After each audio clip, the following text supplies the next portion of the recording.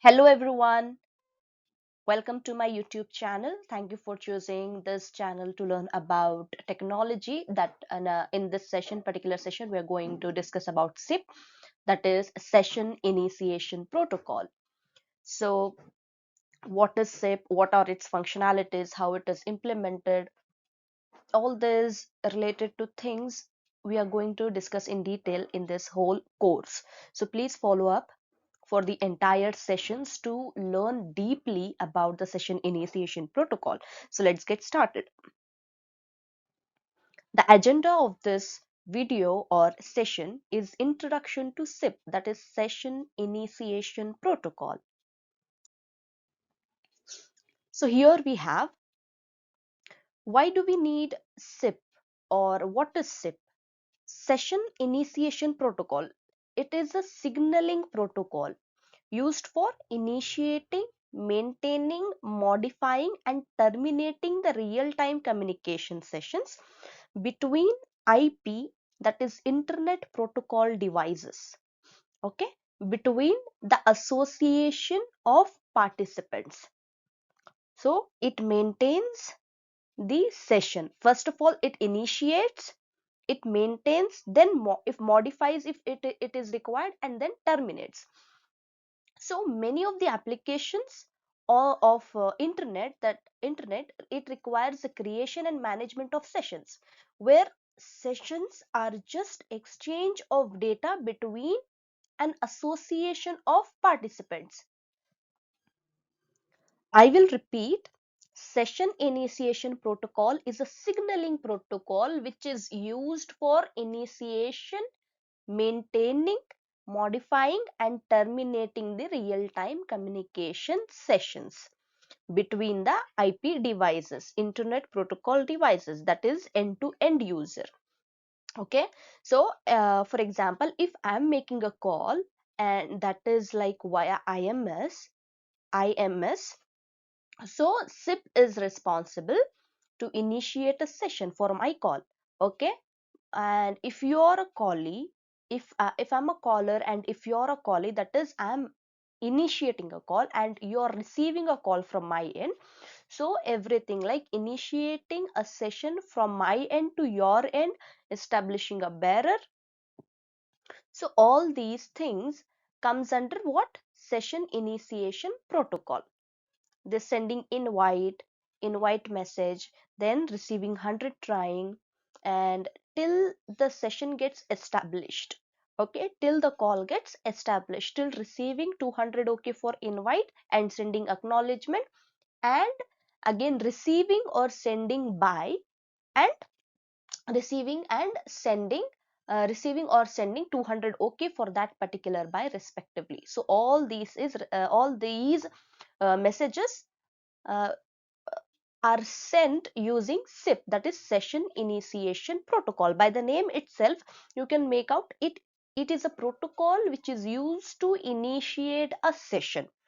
Plus, it maintains and it modifies, and in the end, when you're done talking, when you're done having the session, you can simply terminate the session. So to terminate the session also, this SIP initiation protocol is required. Okay, so we have like SIP, what it enables voice, video, messaging, and like other communications application and services between two or more endpoints on IP networks. Okay, it only works on IP networks, of which we are talking about. Okay, so SIP was developed by Internet Engineering Task Force, that is IETF, in 1996 and standardized in 1999.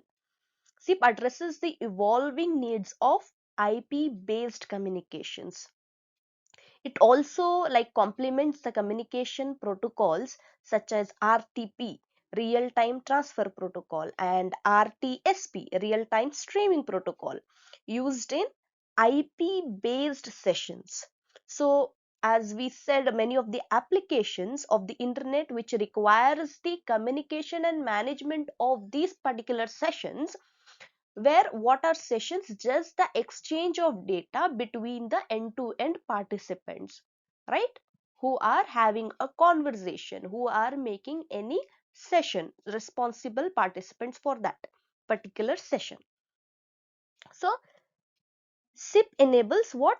Creation of an infrastructure of network hosts called proxy server, to which user agents can send registrations, invitations, invitations to particular sessions and other requests.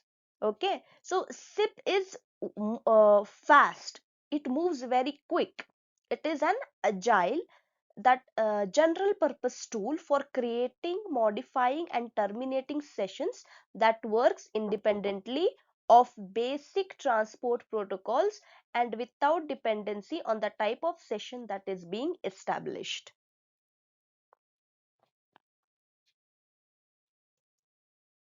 So what is next? What are we going to learn in the next session?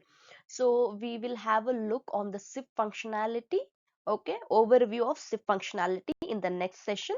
So if you like this video, please do not forget to subscribe to my channel. And if you are already a subscriber of my channel, do not forget to share it with your friends to improve the knowledge.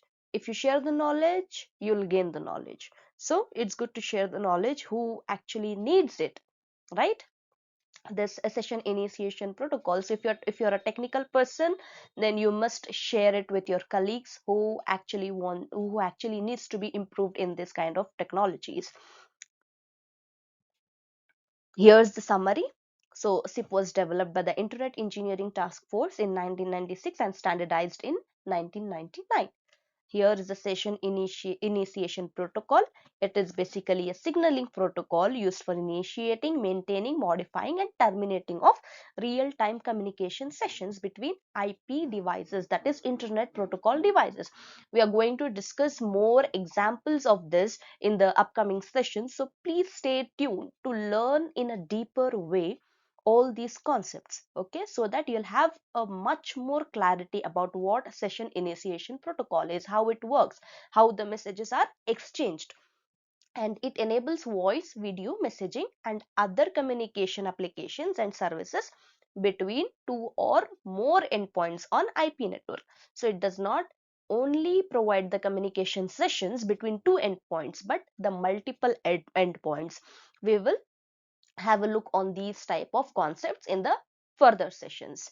So thank you so much for watching this video. Do not forget to subscribe, share it with your friends, like it, and also do provide some feedback in comment section so that I can improve my explanation or whatever that has to be improved in this particular session. Thank you again for watching this video.